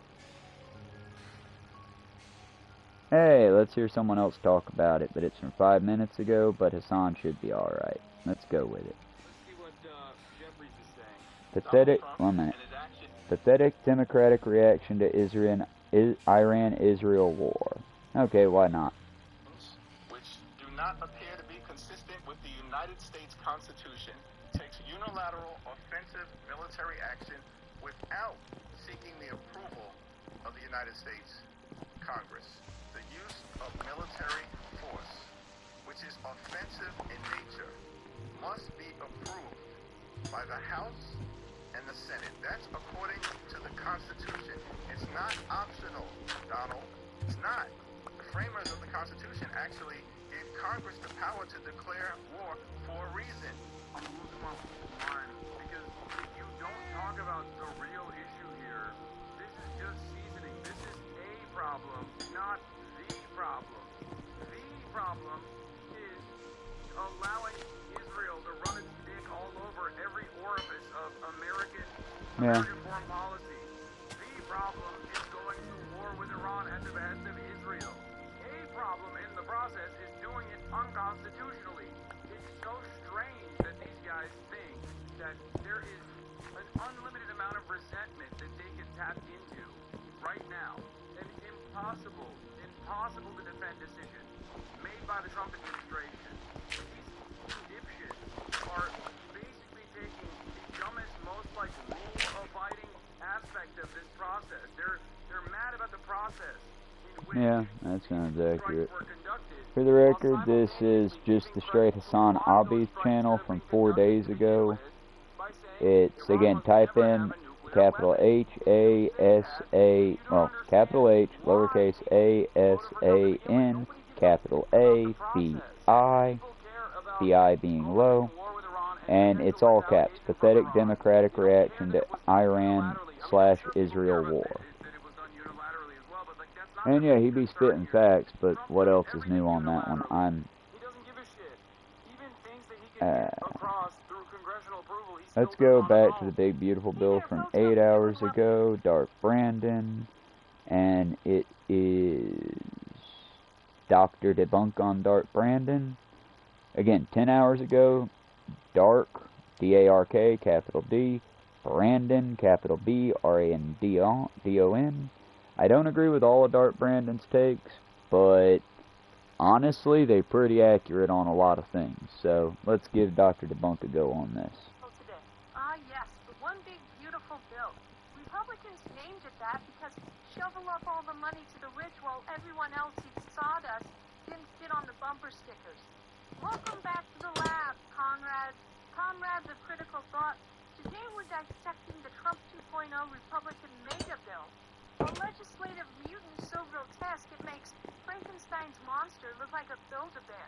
Let's dive into this plutocratic pinata and see what spills out, shall we? Now, if this bill were any more regressive, they'd bring back child labor law, witch trials, and powdered wigs for poor people only. It's basically the 2017 Trump cuts, plus the failed Obamacare repeal, but this time fused together in like a freakish GOP lab accident. Here's the formula. Tax cuts for billionaires, gut health care for the working class, and slap a working family's first sticker on it and pray they can't read. This thing doesn't just trickle down. It floods up like a reverse toilet. And the Republicans marketed this bill as helping ordinary Americans, sure, like diet arsenic helps ordinary digestion. They named one section of it Working Families Over Elite, which is interesting because the actual math says it shifts money from the bottom 60% of Americans directly into the velvet-lined pockets of yacht owners. Fun fact, when voters were actually shown the real effects of the bill, support dropped by 11%. That is also the same number of Americans who think Donald Trump bench pressed Jesus. Even Republicans flipped support, turned 3-1 in opposition. Turns out people don't love being robbed blind by a guy who wipes his mouth with stock dividends. And this is all kind of familiar to us. Do you remember when they tried to kill Obamacare in 2017? Well, they're back at it, baby. But now with more Botox and brain worms. This bill claws back health care access for middle and working class Americans while giving tax breaks to the people who think propane is a yacht fuel surcharge. You lose your coverage, they gain another car elevator. Fair trade, right? But don't worry, if you get sick, you'll still have access to thoughts and prayers. Oh, good. So we'll get the same care that our children get in school after they get shot at. Thoughts and prayers. I don't care for that reference just because Israel's doing actual Hunger Games with Iranian people, so, and Gazan children, so no, I don't care for that reference. It's not just redistribution, it's redistribution cosplay performed by hedge fund managers in MAGA hats. And not only that, but even some of the elite are sweating. Why? Because they know bills like this don't just hurt poor people, they destabilize the entire system. And when that happens, even private islands aren't far enough away from the fallout. Turns out, if you rig the game too hard, people stop playing and start flipping the table. This isn't policy, it's a threat disguised as a budget. It says, obey, starve, or blame immigrants. So, what is in the one big beautiful bill? It's a gift-wrapped crowbar, a Trojan horse packed with Gucci-clad looters, an economic final destination for anyone making less than $400,000 a year. And most offensively, it's a lie told to you without a straight face. I'm not sure where to go yet. Well, we got lots of glass. We can expand out in this direction. To a drowning man for the bucket. Listen, if you're feeling overwhelmed, remember, it's not you, it's them. And their plan only works if we stay quiet. So keep learning, keep shouting. And then next time they say beautiful, check your wallet. This is Dr. Yifang from my day. In politics, when someone offers you a golden goose, it's probably just a very fancy grenade. Okay, that was actually really well said. We're gonna cut their theme music a little short, but yeah, y'all, for the record, this shit only works so long as we let it. When I say be mean to your Trump supporters, what I mean is just that. Be rude and mean to the open Trump supporters that are just sucking his dick still. If there's someone who's seen the error of their ways, and by that I mean putting in the work to fight it, by all means, that's a brother or a sister that got taken advantage of, and we could have been just as easy as them. That's the point. The other side of it, though, is that work has to be there. If they're a Trump-supporting colleague who's just gotten real quiet about Trump, no, fuck them. They're just as evil as they were before. Unless they're going to rallies, unless they're doing the due diligence, unless they're working, fuck them. They are just as evil as they once were, and I, for one, am not going to give them any quarter. I'll be like polite as society demands I be, which means I'm not going to be openly hostile. Outside of that, no, sorry, I don't have time for your bullshit. Maybe you can live that Stanford life, but I can't. But that's just it, y'all. It's a bad time to be an American right now, and it doesn't look like it's going to be getting any better anytime soon.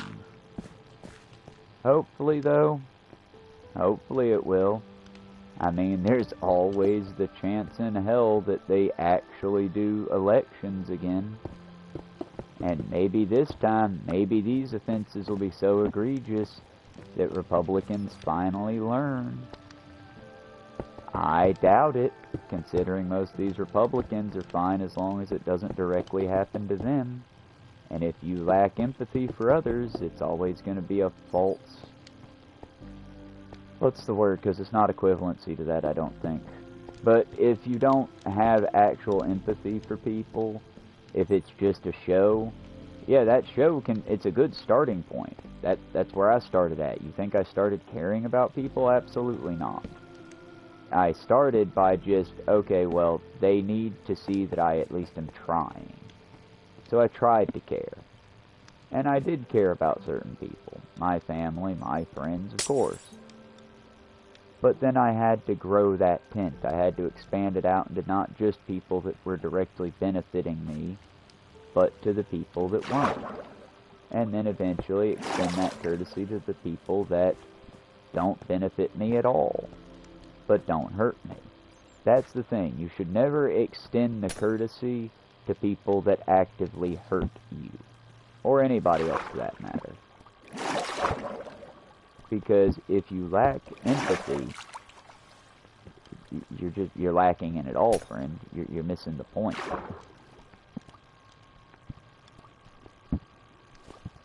So that's where you need to have empathy, but not so much that you end up giving up the whole farm, you know? Like I said, y'all, I don't have the answer to this one outside of what we've been doing. Don't give up that fight. If they tell you you're losing, that's probably just them being desperate about it. Because in this fight, y'all, we're on the back foot now. The only way we lose is by quitting. And that's why I'm telling you. Yes, several of us are going to die. Regardless of how we play this. It's just the way the system's built. But don't go gently into that good night. And again, yes, some of us will have to go by these evil fucking policies. If you're in the U.S. military as an active duty member, guess what, friendo? You don't get a fucking choice. You get to comply or die. Comply or be arrested. There's not a middle ground there. You are inherently trained and broken to follow orders like a dog or a robot. So yeah, I'm not blaming you for what happens next. I will eventually, yeah. Because even with that training, you do have a brain. You know when you're being told to do something wrong. And much like all those soldiers that refused to march in lockstep for Trump's dipshit birthday parade. Yeah, those soldiers I respect the hell out of. Those guys did a malicious, malicious compliance. Same as, give you a free tip, any soldier that doesn't want to have to fire on a trans kid or go against trans people. Well, according to the president's big dumb shit, if you were born a woman, or if you were conceived a woman, you are the gender you were at conception. Well, guess what? According to that very bill, and this is a ha-ha malicious compliance thing, yeah, in that case, we're all non-binary. Because at conception, you're a zygote. You don't have a sex or a gender. The first gender you are, and I shared it on the page, you're welcome, is female.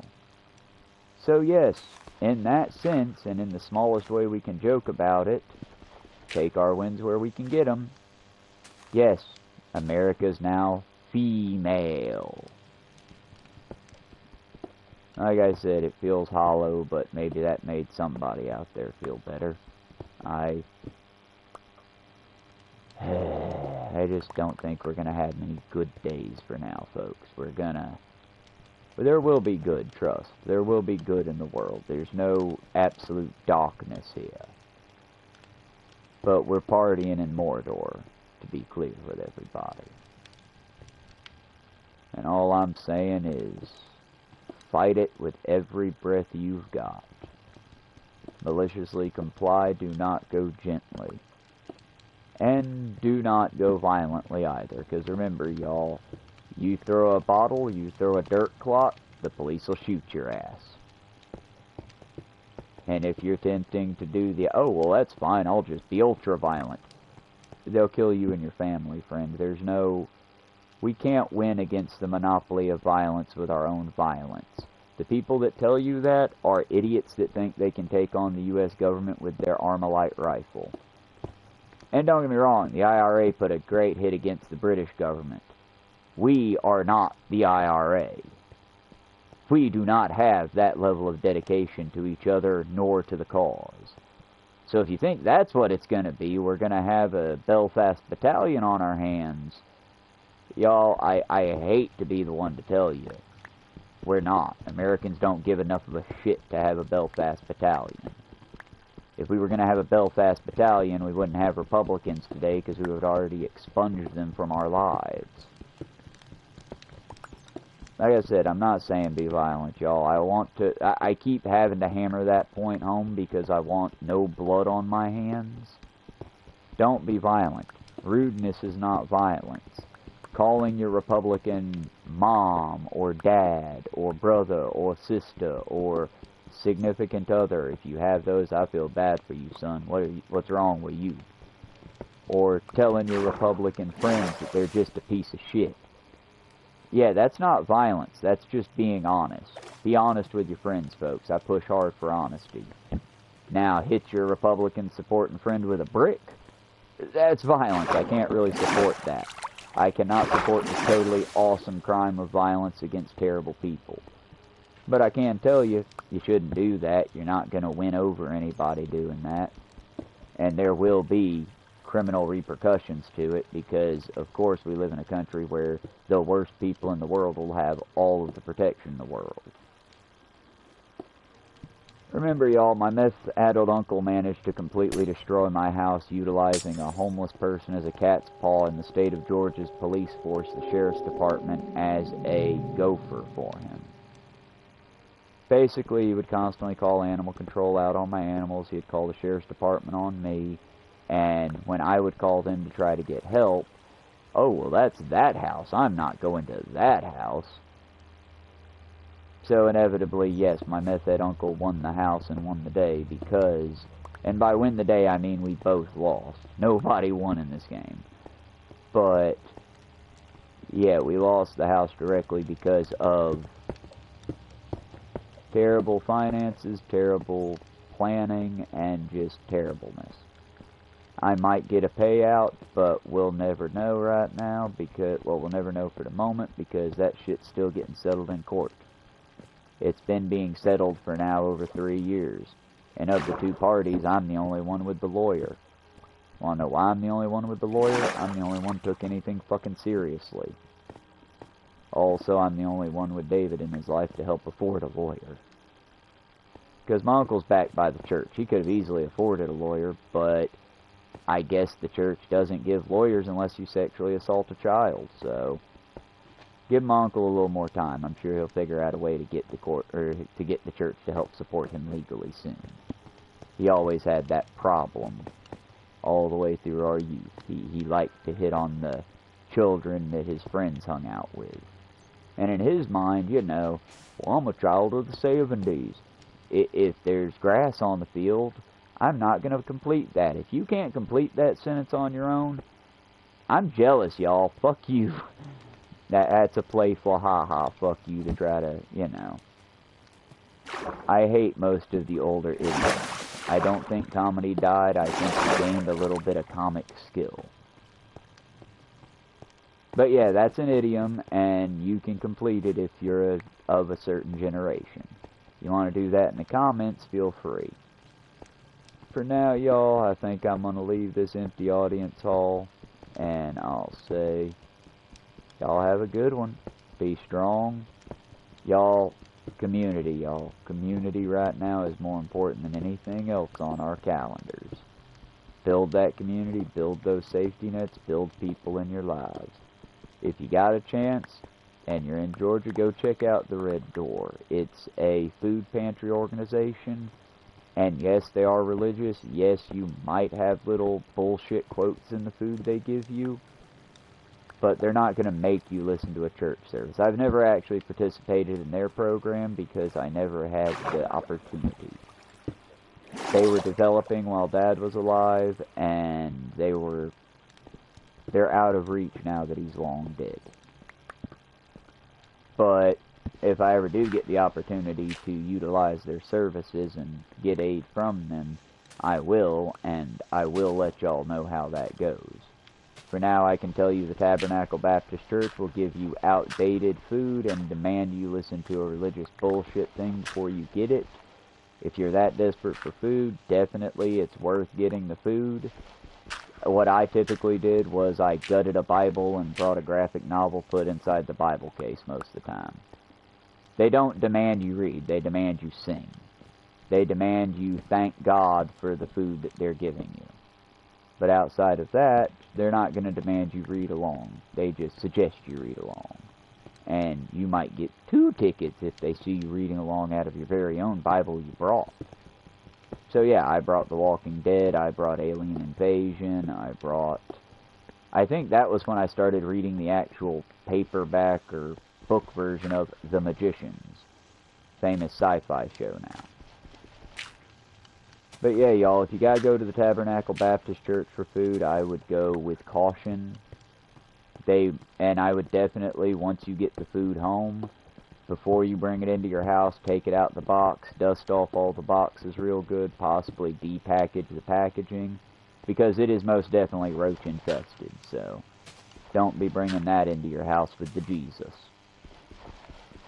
And outside of that little bit of advice and that little bit of working, I'm going to make sure we don't have any major OSHA violations in our base, as far as like just dead drops and such.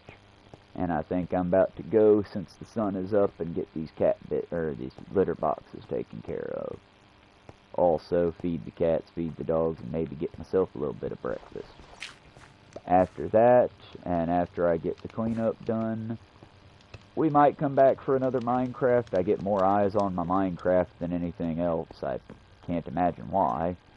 But we'll either come back for another Minecraft, or we might come back for an Assassin's Creed, because that's one that I can do for funsies for hours. I will grab my little notebook and have it next to me. That way, anything we listen to, I'll be able to put in the description on the first comment. Or at least put, like, direct links, you know. For the record, if you should be listening, Hannah, I doubt you've listened for an hour and 44 minutes. Heart hurts, because I listened to your stream the whole time. I might come back and forth, but I'm there. Either way. If you happen to be listening, I'm doing mostly the Assassin's Creed playthrough for you, because I know you really like Assassin's Creed, and I really would like to get, like, a co-op thing going, so to speak. Well, like, I know you haven't done Chud Watch in over a year. I know you still got fans that would do Chud Watch. I know it hurts you to do, so I'm never gonna say, oh, Hannah, come on, fuck your feelings, do Chud Watch for us. No, dear, I'm not saying that. I'm saying I could do Chud Watch for you. Do a link to it sort of thing. But before I try, I want to, like, get with Nemesaur, get with the various other people that are, like, bigwigs in the Hannahverse. Not for any, like, reach out in that sense. For a reach out and, like, hey, y'all seem to really love Hannah's humor, and while I'm not Hannah, I'll never be Hannah. I would like to replicate that at least a little bit to be a great value brand for you. And while I would never touch, I lack your level of kind-hearted empathy towards the willfully insane. So I'm not gonna do, like, the tinfoil or the...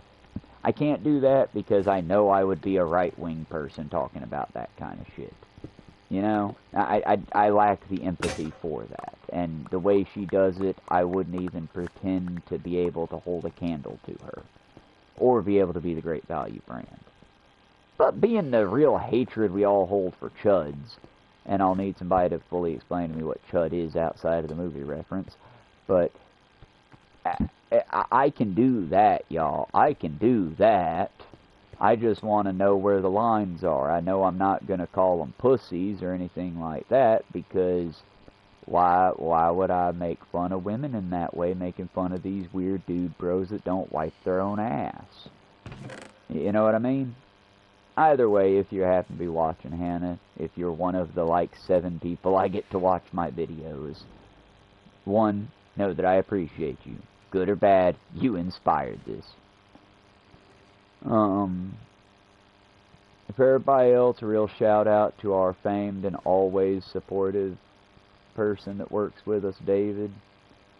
He is a real true blue friend above all others, and I wish to one day at least be 2% of the guy he is. To my other regulars, guys, I love you watching. Please leave comments and likes if it don't bother you to do so. I'm never gonna, like, go play Raid Shadow Legends and put in this code. Because the minute you do that, I suddenly lose a lot of respect for you as a content creator. So it's like, I'm not gonna be that one, but I am gonna be real with y'all when I say this does take a little bit of time to do real stuff with it. And while I would be happy to do scripted content and stuff like that, in order to do proper scripted content, it'll take real work, and that takes real time, which takes away from things that are already fulfilling to me. Like, 'cause before I get back on here, y'all, I'm gonna probably have either a shorter video ready to post on making a frame, because I have 2 days to basically make a good frame for this picture that I want to do for Miss Cat. And I've got... I mean, this is new for me. I've never done framing, really. I could do a simple black and paper art background frame for, like, putting it in a gallery. But I'm not wanting to do that. I want to make it look a lot more cute and a lot more you would want to put this on your wall of your home. Not just a douchey little, you know... Yeah, y'all get what I mean, right? All artists are important, but there are, like, clearly different kinds of artists out there. I'm not doing anything special with my coloring books, so I'm doing my best to take the finished product and making it into something wholly unique and special. I'm not the one who created Minecraft. I'm not Notch. But I do think that with my unique little builds for the bases and whatnot, it is at least transforming it enough to be called creative, you know, to be called art. I'm not one of those Ponzi guys who, like, oh, I'm an artist now. No, I'm not one of those. But, y'all, if I could be an artist, it's literally one of the things I've wanted to be since I was a kid. I always thought it was something I never thought it was something you developed. I thought it was something you were either born with or you weren't. It wasn't until recently I ever tried to expand my skill, because until recently I didn't have it. I didn't have that spark Y'all, I'm here to tell you as someone that's slowly developing that spark, no one has that fucking spark. That spark doesn't exist. We make the spark. We make the spark by trying and failing and trying and failing and trying and failing and trying and failing and trying and then finally succeeding. And it goes not that good. But you succeeded. So we try and we fail and we try and we fail and we try and we fail. It's an endurance battle, y'all. So by all means, if you are watching this and you're telling yourself, oh, I don't have... Y'all, you're either born with... Stop that. Stop that right now. Go. You can do it. Go make your art. Do the thing that you're passionate about. Because in that passion, you will inspire somebody. And y'all, at the end of the day, money is meaningful in the sense that it'll get us things. It's meaningless in the sense that I've never seen a person with a shitload of money that's actually happy. And that's not like hero worshipping the poor. That's real talk. I mean, look at him. Bezos rented all of Italy to get married. And he says he's happy. But y'all, why would you spend that much money to get a place to just basically tolerate you for a little bit? If you were happy, you wouldn't need to do that. You would just be happy with the person you love. I've known people that are unbelievably happy with each other. I mean, sickeningly, I don't want to be around them. They're so happy with each other. And they got married at a courthouse. Nothing special, no ceremony, and most of the time their parents wouldn't even show up for it. Because their parents didn't agree with their love. Yes, I'm talking about some of the gay couples I've known. Either way, y'all, be good. Community first. If you've got a Trump supporter in your life willing to make the first steps, be willing to help meet them halfway. We need to get that wild side back into the fold. We gotta work together right now, y'all, because we went from playing on normal or hard mode in America to now we're on hardcore extreme mode. And I hate to tell you, y'all, but easy, hard, or very easy, we all only get one try. When we die, we die. Be good, y'all. Enjoy the day. Take a moment. Take a deep breath. If you're in this particular neck of the woods, find you a place with honeysuckle or something lovely. And just take a minute, y'all. Take a beat. We will survive this as we have survived the others. Just sadly not all of us. And remember those who have fallen, because it is now us to carry their burden. I don't know if that came off as self-righteous or good. I'm hoping it came off as good. I try to be inspirational as well as comedic. Y'all be good, community first. And if I did the thing right, and I did, if I did the thing right, I should be able... Nope. Okay. Y'all be good. We're gonna get the wave right before we leave, though.